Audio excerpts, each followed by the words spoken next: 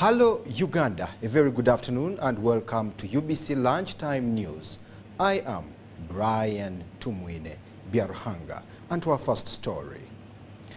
Bukonzo West MP candidate Godfrey Kabyanga has met with women groups involved in serving, catering and handcrafts in Buhangamuya village, Hiago parish in Kasese district. As part of his NRA mobilization ahead of the internal elections, Kabyanga urged the groups to prioritize saving over sharing funds, extend credit to members, and register officially to improve accountability and access support. Now, he also pledged to provide piglets and agricultural inputs and to boost household incomes and productivity. Let's see the details of this report.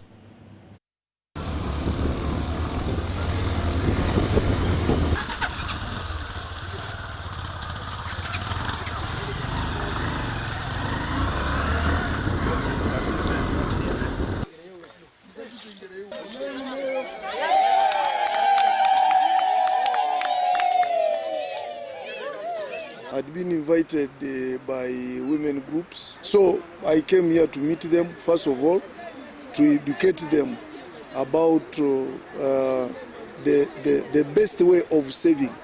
Most of them normally save money, and at the end of the year, they distribute it among themselves. But I'm now trying to discourage them not to distribute it among themselves, to continue saving and giving credit to members. And I was also trying to tell them to register their groups, open bank accounts, because most of them keep that money in boxes. So I feel they should now start keeping it in the bank. In the unlikely situation that a treasurer dies, it becomes a big problem. Sometimes the family hides the box. But also, I'm doing my mobilization. I'm looking for votes. I've also tried to educate them on what is going to happen and telling them to be calm during elections. They should not talk unnecessary ills against the candidates who they don't support. So I'm trying to bring some a bit of unity and cohesion. After these elections, I want to get them, for instance, piglets, because some of them are in the piggery, some of them are in the poultry. I will look for, I will go into those interventions. But also I want to connect them to ministries like Rwenzori Ruero to see whether they can assist. I've also educated them to see how they can apply for WEP money, yeah, and then grow money, those who are in the big business.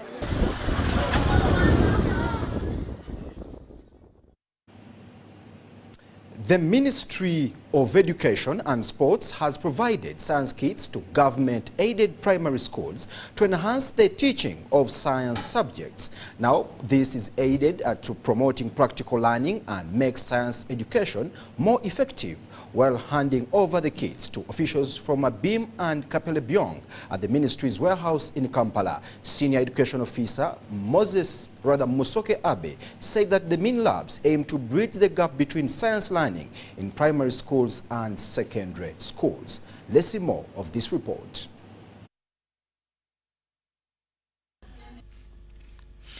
Ministry of Education and Sports partnered with River Flow International, an NGO advocating for practical learning, to provide primary science kits. The initiative was launched by the Minister of Education and Sports, Janet Katam Seveni, in 2021, with the aim of making the teaching of science in government-aided primary schools practical and interesting.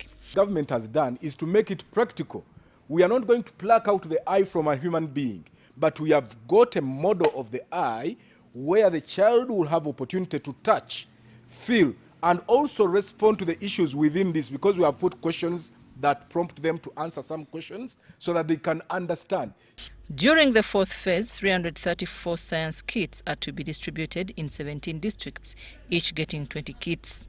The teachers have been drawing pictures on the chalkboard, and the children could not have an opportunity to touch, to feel, and actually see the inside and the outside parts of an organ like the eye. A lot of challenges. In fact, even our performance in sciences has been very low. But I know with this initiative, we are going to improve. The manager, Science and Innovation, Riverflow International, Stuart Nabasa, said the boxes contain models of the heart and the microscope, which help pupils in studying micro-living organisms. We came into a partnership of giving these mini laboratories to primary schools, basically to address the lack of laboratories in primary schools. Just like it is at secondary level, you have a laboratory. We also wanted to bridge that gap so that learners, even at primary, they are able to learn practically, see things, do things, and love science. I'm Nafka Farida in Kampala. As Uganda continues its journey towards a greener and more sustainable future, key stakeholders are calling for an inclusive and coordinated approach to the energy transition. Now, this call was made during a graduation ceremony for a year-long capacity building program involving officials from the Uganda's leading government officials. Let's see more of this report. Successful completion of a one-year-long capacity building course. In a significant step towards achieving cleaner and more sustainable energy use, Uganda's Environment for Development Initiative has graduated officials from various government ministries who have spent the past year exchanging experiences and building capacity with peers across East Africa. This knowledge will help us in our ministry in a way that we shall now try to focus mostly on renewable energy. That includes solar energy, and then hydroelectricity. We are now trying to abolish the usage of generators because they contribute a lot to this carbon emission. The initiative aims at strengthening institutional knowledge and coordination as Uganda gears up for energy transition and adoption of sustainable mobility solutions. As a university, we are happy that we are partners in this because we've discovered that continuing with our traditional approach of only training the human resource and graduating them without engaging in the innovation is not giving us the results. So to really optimize and contribute to national development, we've come in to identify a challenge. The challenge is really climate change and mitigation to that. Minister for Science, Technology and Innovation Monica Musenero emphasized the need for a multi-sector engagement strategy, highlighting the importance of aligning science, innovation and policy in order to ensure the sustainable adoption of new technologies. So if you want to do technology which is going to solve a problem, or if you are even going to do a policy which is going to address an issue, either make it better or address a challenge which is there, you have to look at the inclusivity. So when we look at climate change and we look at Uganda, you don't start from looking at climate change. You start by looking at Uganda's situation. What are Uganda's major needs? So we look through climate change. There are those things which are affecting us directly. For example, pollution is affecting us directly, but it's affecting the city mostly. Because once you try to intervene in something without looking at the context of the nation, then you are going to miss the opportunities. Now, the key word here is inclusive. That whereas we are coming up with innovations, these innovations create other issues. For example, when you want to bring e-buses in Kampala, you have so many taxi drivers, you have so many border borders. So where are you taking them? You bring e-buses, electric buses, then you are creating unemployment. That's how we came up with the word inclusive. So we train public servants in developing policies that cater for inclusive in green economy efforts that are moving in.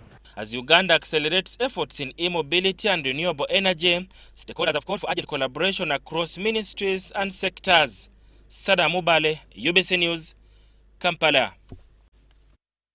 Thank you, Saddam Mubale, for that report. Now, youth from Campfire, Seven Hills and other communities have threatened to strike over 40 billion shillings to a Masheda mixed farm. They accuse the company of failing to honor a verbal agreement involving a fish ponds project in Singo, Mitiana. They are calling on President Museveni and General Salim Saleh Akandwanaho to intervene. Attempts to reach the company's owner were unsuccessful. Let's see more of this report. The youths were trained and attained certificates after the training, and during this training they managed to dig 25 fish ponds at Masheda Mixed Farm. All the activities and trainings were done under the guidance and supervision of the following people: Akampumuza Esther, Barije Karemire, Makaka Andrew. They dug 112 fish ponds. Each was measuring a circumference of 50 by 50, 50 by 80, and 6 feet depth. On the agreed agreement was each harvest, each catfish sold 7 hills, and the campfire youths were to get 6,000. n'abakwatibwako obuyinza bonna twakola eggwanga libadde liwuliranga aquapaka city abantu balunda ebyennyanja ekwembogo balunda ebyennyanja essingo nga tebabitegeera twagadde tuveeyo obulumi bwaffe ne pulojekiti eziriyo tuzitegeeza eri eggwanga. Omukyalo oyo mubbi, buli kintu kyonna akikolera mu bumenyi bw'amateeka.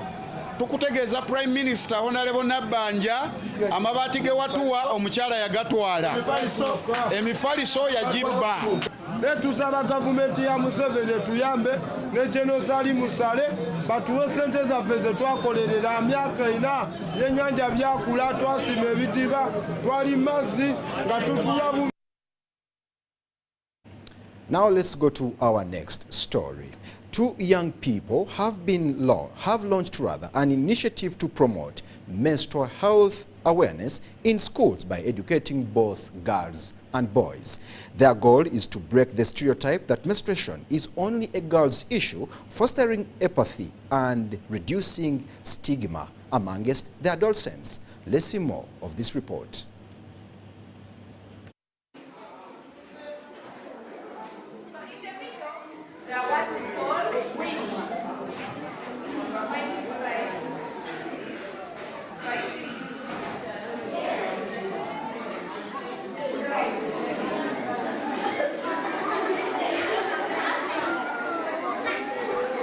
Teach them about menstrual health and hygiene. Why do I mix boys and girls?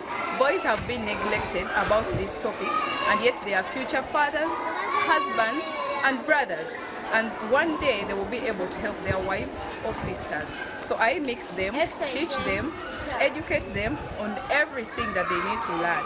Gone are the days that they used to separate us, boys and girls, and then we used to speak about this topic silently.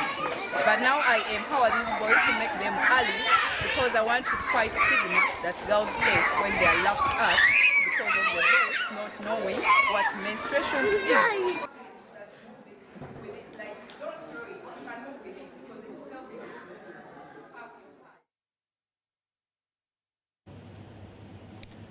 A bold new chapter in leadership development has officially begun. Now, Journey to the C-Suite, a program aimed at shaping the next generation of executive leaders, has been launched, bringing together top minds in leadership, mentorship, and corporate development. Let's see the details of this report.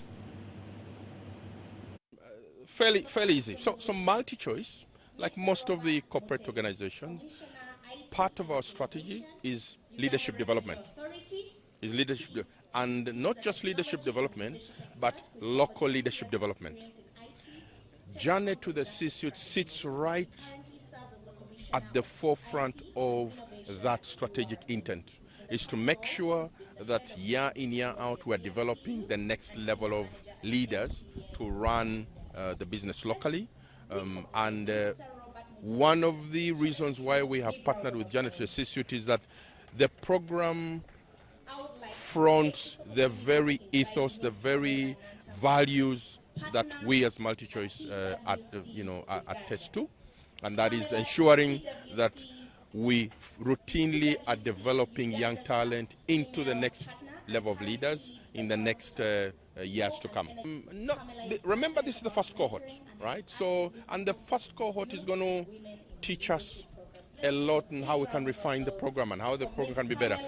Janet with the Institute has assembled top-notch leaders in Uganda to be able to train the cohort members. So we know that they're going to get the very best out of the program. So we look forward to seeing the program to its end, and then we can take learnings and see how we can improve it, just like we've done Janet to the Boardroom. And visionary. It recognizes what many overlook, that the future of leadership is found not only in boardrooms or political offices, but in the capable hands of mind-level professionals who are ready to rise. I commend the founders of creating a platform that promotes executive potential, fosters strategic thinking, and embraces mentorship. Plunge is about more than stepping into a new role. It's about stepping into the kind of leader you hope to become. And I know you won't get there alone. You get there with others. Here is to the road ahead and to ensuring that every step of the journey is meaningful and impactful. When you are in your current role, create impact. And when you create that impact, it will cause you to be above the rest. And then the key other message that he indicated is take the time to prepare. Prepare, prepare, prepare, and from that preparation, the opportunity will come, and sure enough, you will be ready. Yes.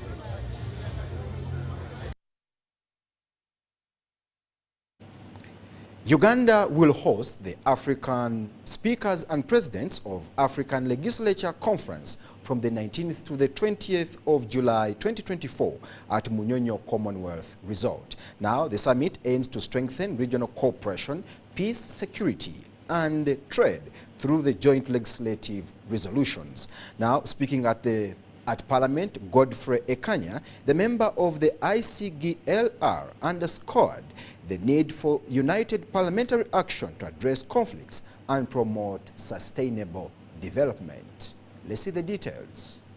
That meeting with President Museveni in State House on 10th March, it was agreed that a meeting of all African speakers be held in Kampala in the month of July from 19th to 20th to discuss and explore a mechanism and opportunities available to resolve the conflicts in DRC and also other African continents, other African countries like South Sudan, Central Africa, among others. The Conference of African Speakers brings in all the speakers of African Parliament and presidents of African legislatures. That constitutes the 54 countries of Africa. As you said, the spirit of Kwame Nkrumah, Nelson Mandela, Muammar Gaddafi will continue to reverberate and contribute to new initiatives that will bring African people closer and closer. And some of these initiatives, like we have NAFTA, African Free Trade Areas, is now taking place. In most of African countries, Africans can now move without being required to have visa. There is the Inter-African Organization on Disease, on education, on infrastructure, and so many others.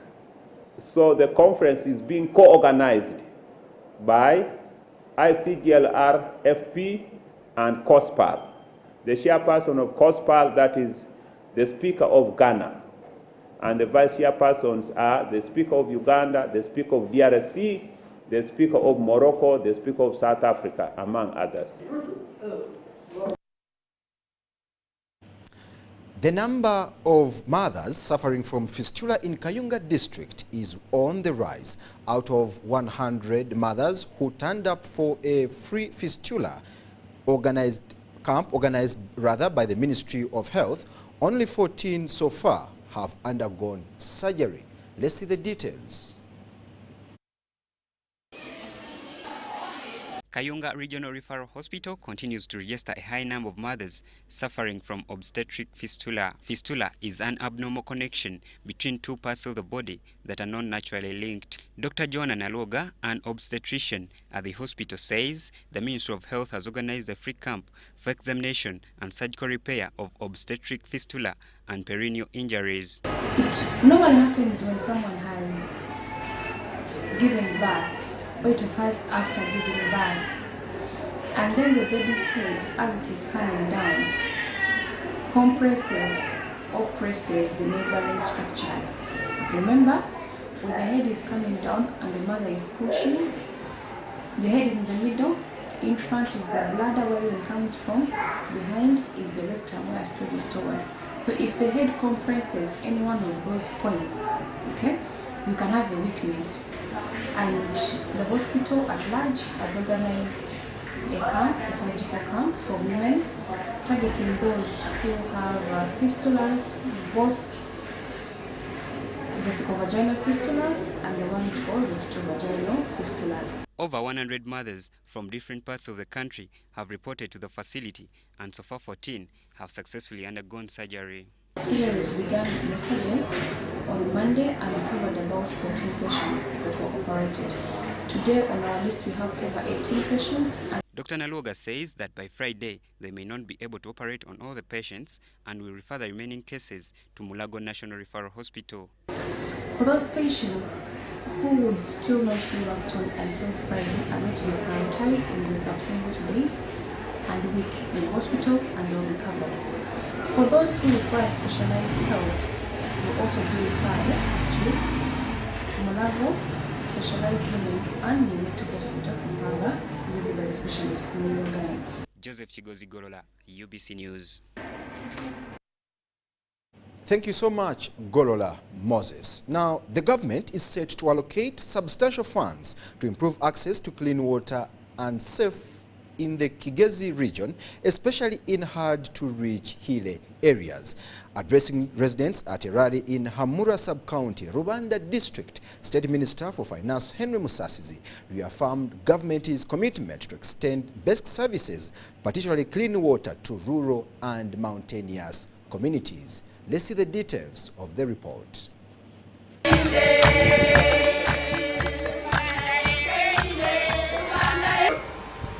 In Rwanda and Kigezi generally have got a challenge of limited water coverage, especially our people who live in the hills. The average safe water coverage in this region is below 70%, but when you go to the hills, it even comes to less than 20%. So what solutions do we have as government? I have already informed the President about the challenge we have of the need to extend the water to the people who are living in the hills so that they can irrigate their crops and be able to feed their animals with water in a way of improving household incomes and improving agriculture.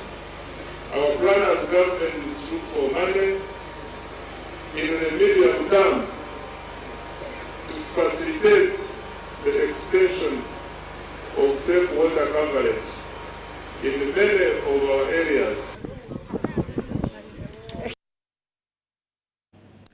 That story from Rwanda now takes us to a short break, but don't go away. UBC Lunchtime News returns with business.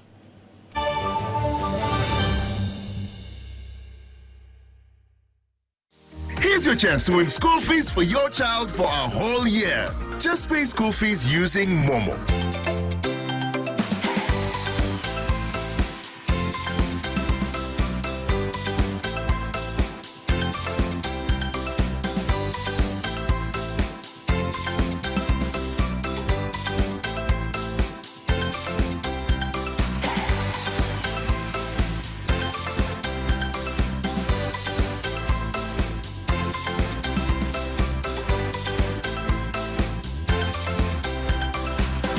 Dial *165 *80 hash.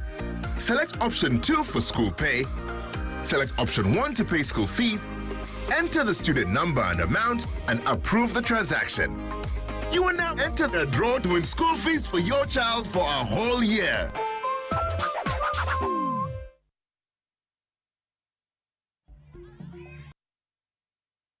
From the day your child is born, you want to protect them.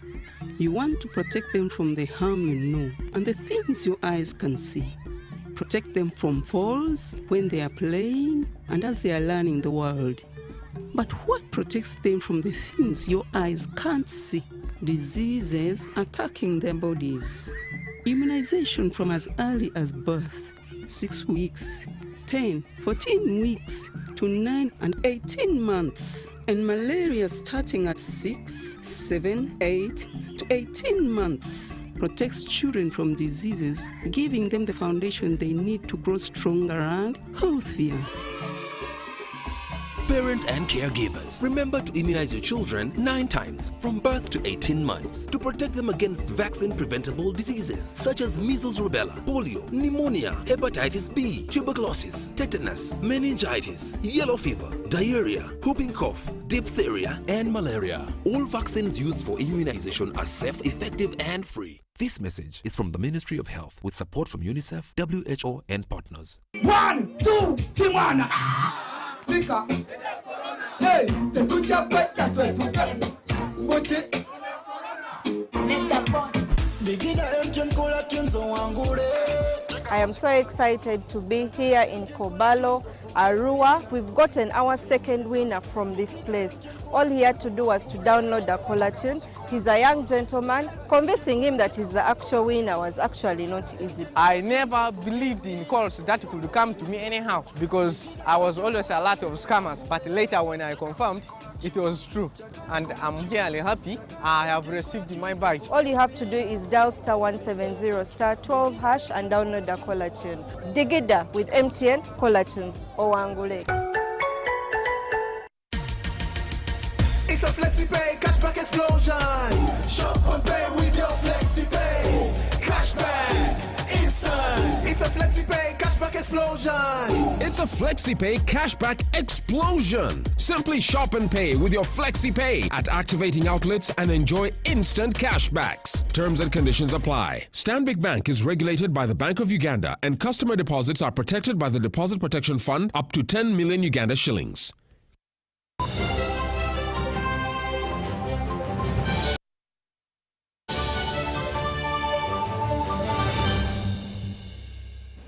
Welcome back from that short break. Now, UBC Lunchtime News continues. The Ministry of Energy and Mineral Development, in partnership with various energy sector stakeholders from within Uganda and across the globe, have organized the 3rd Annual Power and Electricity Expo, slated for the 10th to the 12th July at the Uganda Manufacturers Association Multipurpose Hall. The event will showcase transformation technologies in the power and electricity sector, says Dr. Ruth Nankabirwa, the Minister of Energy and Mineral Development. Let's have a look. Multipurpose Hall in Kampala. The Expo will attract over 4,000 professional visitors and 100 plus exhibitors from more than 8 countries. So it will serve as a business-to-business platform for networking and addressing industry challenges, including technology gaps and innovation systems. The Expo is themed as the future of energy, smart, clean, and connected. And it will feature a wide range of sectors, including solar, renewables, energy, lighting, transformers, batteries, and telecommunications. So Uganda's electricity generation has reached, as I speak now, 2,052 megawatts, with the completion of Karuma hydropower plant, which we commissioned recently. Future projects like Nyagak 3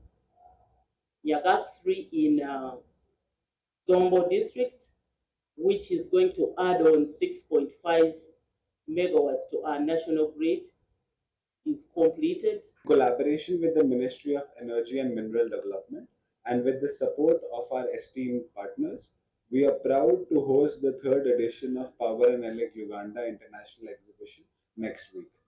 Following the success of the 2nd edition in 2024, we are excited to return with an even more dynamic and impactful exhibition.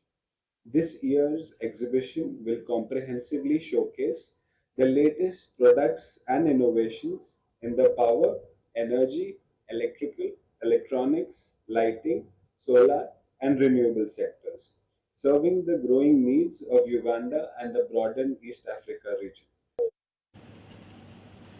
The Uganda Civil Aviation Authority has convened a stakeholder engagement in Kampala to review progress, achievements and challenges facing the Aeronautical and Research Coordination Committee.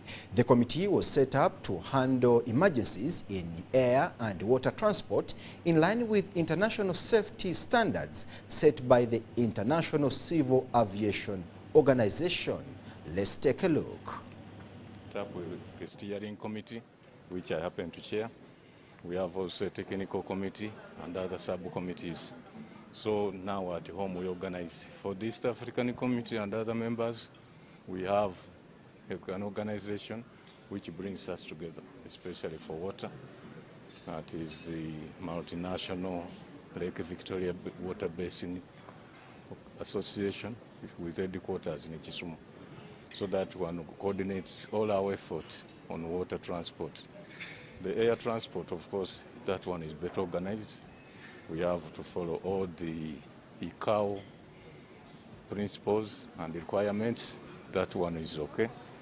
But we have been having a problem of not taking much care on the safety on water. And that is why you have seen those accidents happen. As I talk now, we have been able to build 9 centers, rescue centers. We have some ambulances, we have boats.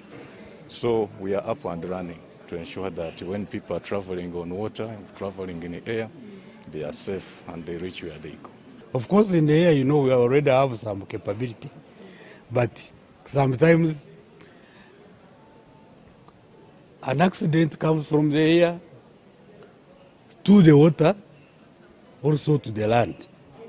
So we want to coordinate these activities so that everybody is not just alert, but is already capacitated, ready in terms of human resource capacity, as in skills, but also in terms of financial resources. Because such calamities don't warn you before they come, you should always be ready, just like we are always ready in the air transport section. So these efforts are intended to make sure everybody understands their responsibilities in a coordinated way, so that if it happens, everybody is able to do their work and in the time, probably to safeguard lives and equipment. The head of engineering at the Uganda Industrial Research Institute, Engineer David Alcohol, has applauded youths under the Ushidi Circle, children of soldiers and ex-combatants, of transforming the old transformers into functional welding machines, marking a major boost to local industry and community empowerment. Now, at the launch of the Ushidi Welding project in Kampala, SACCO chairperson Irina Cheje said the initiative equips youth with practical skills and tools to build sustainable livelihoods. Let's see more of this report. In a remarkable display of innovation and community empowerment, children of soldiers under the Ushindi Savings and Credit Cooperative Society are transforming old transformers into modern welding machines. This initiative, launched officially during the Ushindi Welding Machine Project, aims to boost youth skills, membership growth, and resource mobilization while strengthening leadership and governance. Supported by the Microfinance Support Center, the project taps into government wealth creation programs to equip beneficiaries with practical technical skills and economic opportunities. At the launch, the children were urged to prioritize saving and investing in income-generating activities to ensure the long-term sustainability of their ventures. The welding machine is a source of income. They are going to use this asset to do business. And the proceeds from this business, when they go to the communities and save, shall help them generate some income. This income brought to the circle to save. And that's the whole link. Engineer David Olokol, head of engineering at the Uganda Industrial Research Institute, applauded the project, calling it a significant step for local industrial development. He emphasized that this innovative approach not only addresses community challenges but also fuels industrial growth by creating practical home-ground solutions. We look at as a creative innovation, or what we would say industrial innovation. Taking a discarded transformer, repurposing it and transforming it into a functionable welding machine. That is extremely remarkable, and that's what basically we want in this country.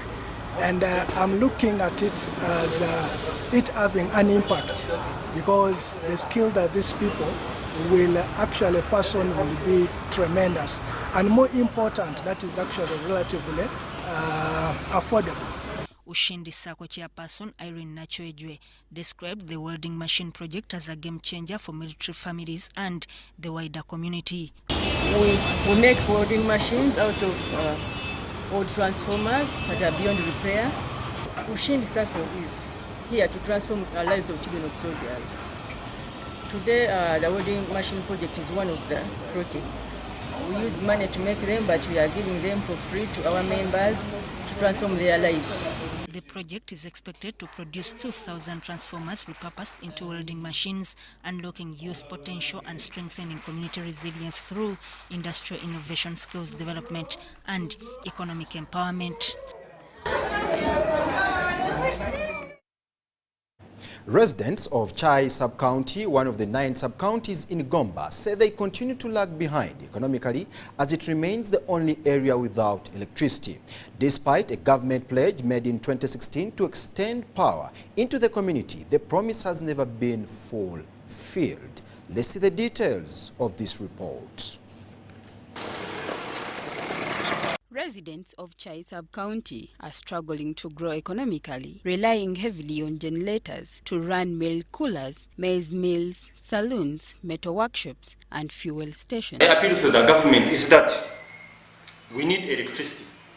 And President himself, the President of the Republic of Uganda, promised us several times, on many occasions. Leaders also link rising cases of theft to the lack of electricity. With no grid connection, residents rely on costly solar power for lighting homes. Chai Health Center 3 and the said school. Our power to run our computers and even have sufficient lighting in the school. Nals Vawini reporting for UBC. In a groundbreaking move for financial inclusion, Uganda has disbursed over 1 trillion shillings to beneficiaries of the parish development model through a Wendy digital wallet developed by Post Bank Uganda. This digital shift is transforming rural financial and laying foundation for economic empowerment nationwide. Let's see the details. In a country where distance was limited financial access, a mobile phone and national ID are now enough, thanks to Wendy, a mobile wallet by Post Bank Uganda. Since 2024, over 1.3 million Ugandans have joined the parish development model.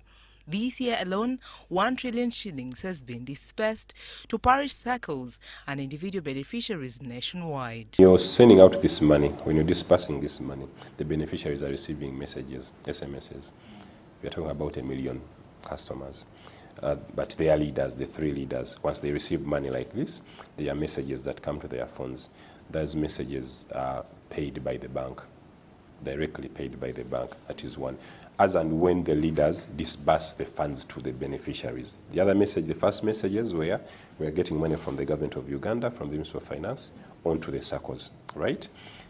We are sending out messages that you've received this money. Then, as every transaction that is made on the platform, and messages have to go to the leaders, of informing them of the transaction that has happened, but also the members that you've received so much money. Even when they go to withdraw this money off a Wendy agent, or they send it, or they purchase whatever they're supposed to purchase, there are so many messages. So that is what we incur. Head of Agent Banking and Fintech Distribution, Postbank Uganda, Wendy is fully integrated with the government's PDM information system, ensuring that only approved loans are dispersed. No clearance, no cash. Wendy isn't just a payment tool, it's a platform for savings, loan repayments, and ultimately economic upliftment. Beneficiaries even earn up to 10% interest annually on their savings, encouraging financial discipline across communities. We do not want them to just receive money and then that is the end of the day. We are giving them a system or a wallet that is going to enable them to transact even beyond PDM funds. So I think that one is key. It is very expensive to train, to do that financial literacy. Looking ahead, Postbank plans to extend Wendy's reach to the farthest corners of the country, ensuring no Ugandan is left behind in the financial system.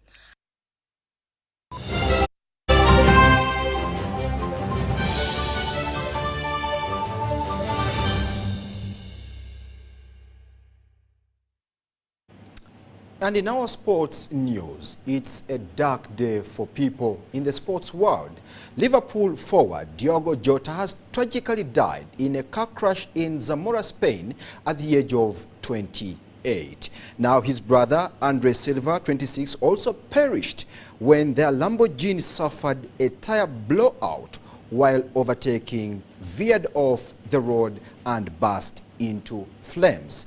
Just 2 weeks ago, Jota married his long-term partner, Rushrete Cardoso, with whom he shared 3 children. Now a pivotal figure in Liverpool's Premier League and Portugal's Nations League victory. Jota is remembered as a phenomenal player and an extraordinary person. The Portuguese Footballer Federation called their deaths a loss, and UEFA has requested a minute's silence ahead of the Portugal's Women's Euro clash with Spain. Let's see the details. And best wishes to his family.